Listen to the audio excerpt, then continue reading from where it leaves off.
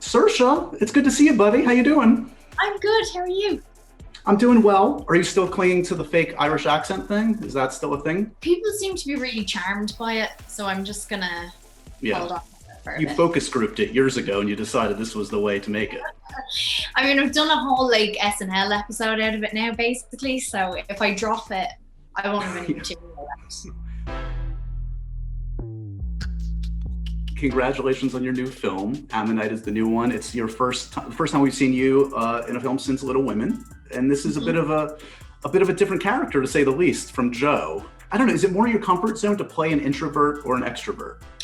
Interesting question. I would say at the minute it feels more natural for me to play an extrovert. But I think when I was younger, up until maybe 3 years ago, I would have been more interested in playing introverts.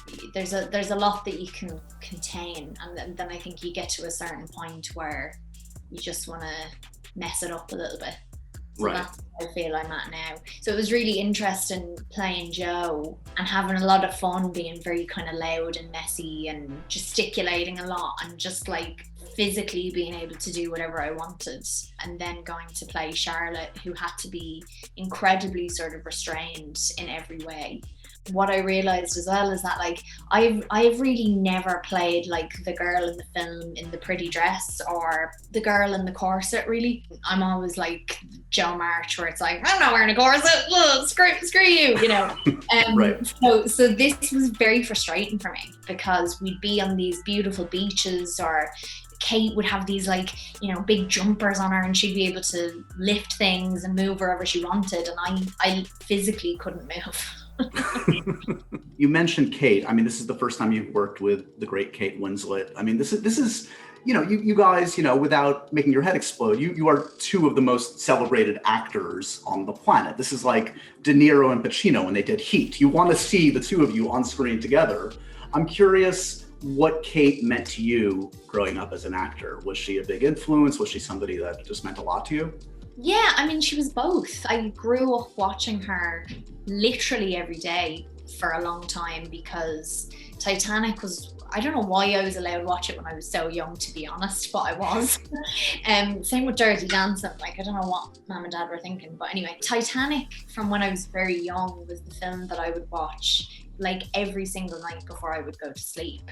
So I spent a long time just sort of imitating her, really, and the way, not necessarily Kate, but that character and any other character I would see her play as I grew up, I would try and sort of emulate that in some way and just completely disappear into that character. And I do feel like Kate has this effect on people in the way that almost a musician or a TV personality does, compared to a lot of film actors. Maybe she's unbelievably relatable and as a person, and I think in a lot of her roles very kind of approachable, weirdly. She feels very open as a person, and so people adore her because of that, and I think they can really feel that from the performances that she plays, and that's how she is in real life. So it was weird because when I did finally get to work with her, it made total sense that we would get on and that I would feel as comfortable as I do with her.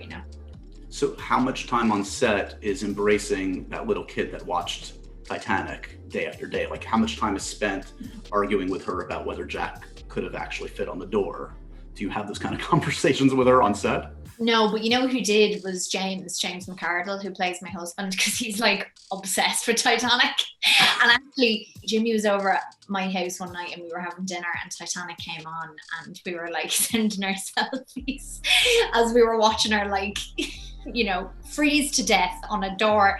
We were like, Kate, look! But I definitely think maybe the first couple of days I was like, oh, not it's Kate. But we had also had this weird introduction to one another because we had met quite a few times in previous years at events and parties and premieres, and we interviewed each other for actor on actor and did a little photo shoot together and didn't know each other. So we had actually spent quite a bit of industry time together before we got to work together.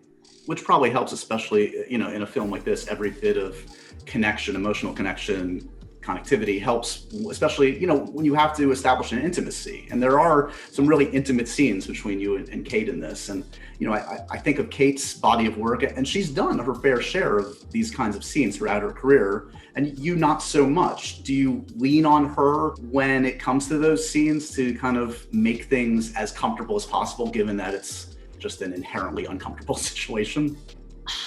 I've done like a couple. I haven't done any that were as explicit as that, but I've weirdly always felt fine doing them, because sex scenes, unlike kissing scenes, which are out and out a kiss, like if you have to kiss an actor, you're kissing an actor. Right. I'm a bit nervous doing that sometimes. But with a sex scene, it's like the furthest thing from sex you can get. It's so technical, and it's so like, all right, why don't you just put your leg there and I'll put my hand on this bum cheek, or like whatever. So it's very unsexy. So I've never felt like overly nervous about doing those kind of scenes, and she's obviously done a lot of them, very explicit ones as well. So I think we were good at like taking care of one another, but we also were kind of like given the reins by Francis in terms of the choreography and the sex scenes that we had together. So we came up with the movements ourselves, and he sort of stepped back and let us do that, which was great. So we knew exactly what was going to happen. I knew what she was going to do next, she knew what I was going to do next. So there was nothing that was unplanned. There weren't going to be any surprises. And I think that can be the most nerve-wracking thing, is when you don't know what the other actor is going to do, or the director says like, just go with it. That's nerve-wracking. But we were really lucky that we had a plan. So have you been going through Timothée Chalamet withdrawal? You've obviously done a bunch of movies in recent years with him. We still have French Dispatch. I don't know if you guys actually share any scenes in that one. No. But no, you don't? It's hard not seeing that hair every day. That fluffy French hair. Luxurious locks of Chalamet.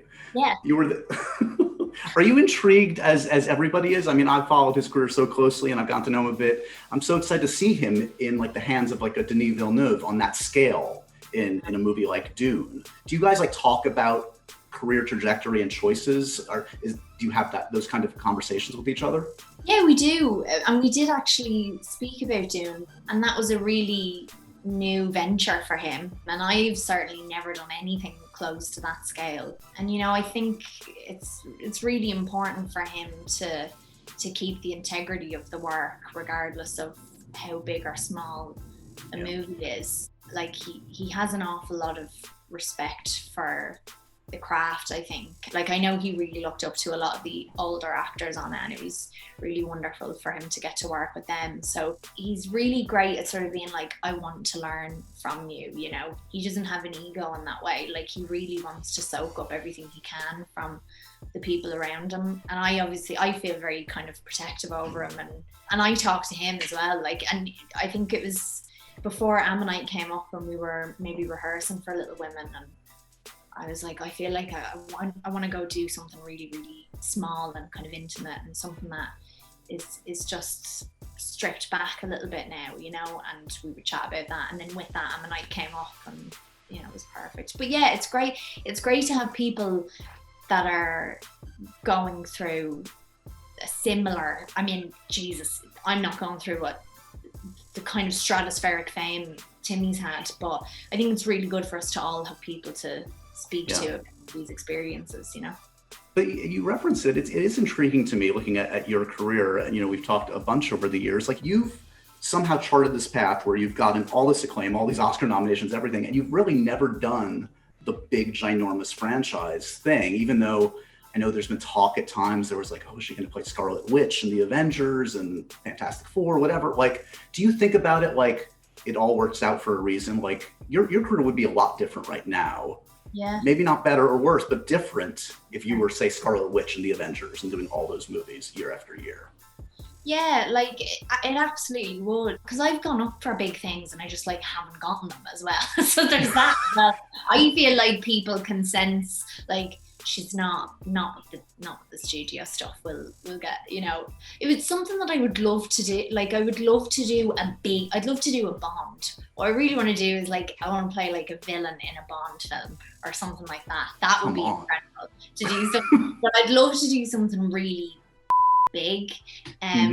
But I think it's worked out. It's worked out fine. I'm very happy with the stuff that I've gotten to do, and I think because, you know, I started off in indie land, and that's what I really love in terms of like the kind of atmosphere and the sort of creative control that you have when you're on those types of films. So, and that's what I was saying to Timmy that day. I was like, not, although Little Women had that as well, but you know, I wanted to go back to like something very small. But yeah, I think it's worked out great, and you know, if something like that came up, then brilliant. But yeah, it hasn't really.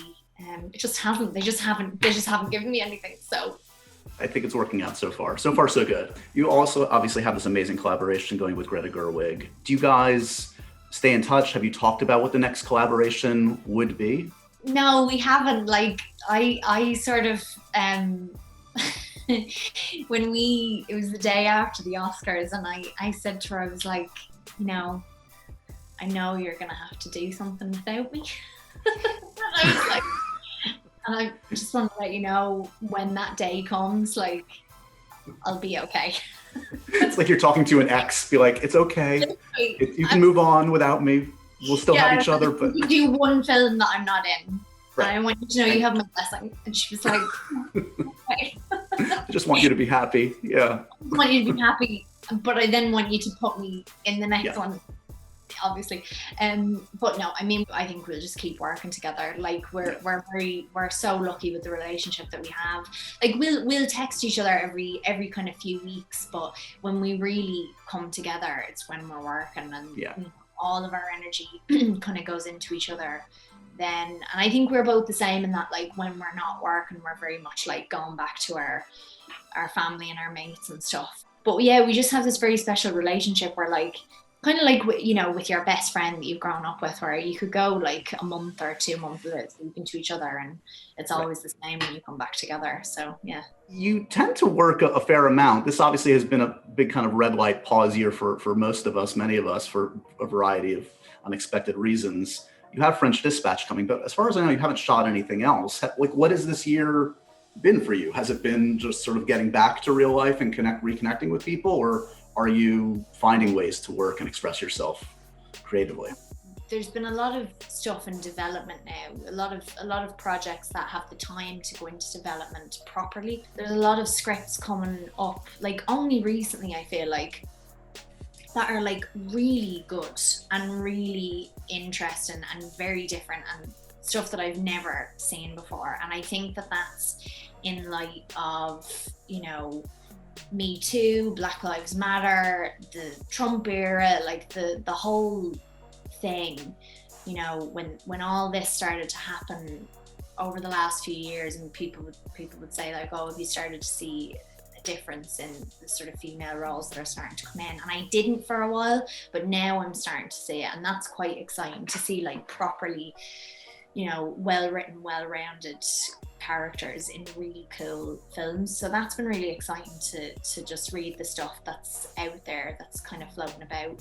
I remember way back when you briefly did the Twitter thing, and clearly for whatever reason it didn't feel right for you. I'm curious, you know, social media is obviously a big part of most people's lives. Are you out there? Are you lurking? Do you have the secret TikTok account? Like, what are you doing? Oh, no, I'm not on anything. I had an Instagram like years ago, and I got locked out of it, and I just haven't bothered to remember my password. So I think that's been deleted. I haven't been on anything in years, and for me personally, the distraction of it. I'm also just not good with my phone, where, as my publicist will know, if I get too many work texts or emails, I'll just turn my phone off because it's stressing me out. So I think social media is just, which is very irresponsible, and it's definitely not something a grown-up should do, but there you go. But yeah, so I think social media just takes that onto a whole new level of, like, of stress. And also, I think what it's allowed me to do instead is like have little group chats with like my actual friends, and you know, they'll share things with me, they'll share memes or photographs or videos or whatever, and that's kind of how I keep in touch with. Well, speaking of memes, are you aware of how popular the you jumping out of the car in the beginning of Ladybird GIF is? It's like one of my favorites. It's one of my go-tos. Do you use it? I don't know if I've ever used a meme that I'm in, you know.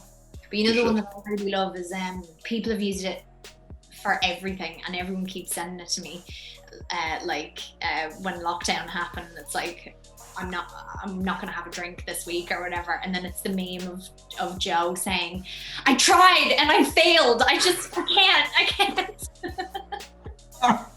That's the one I get the most.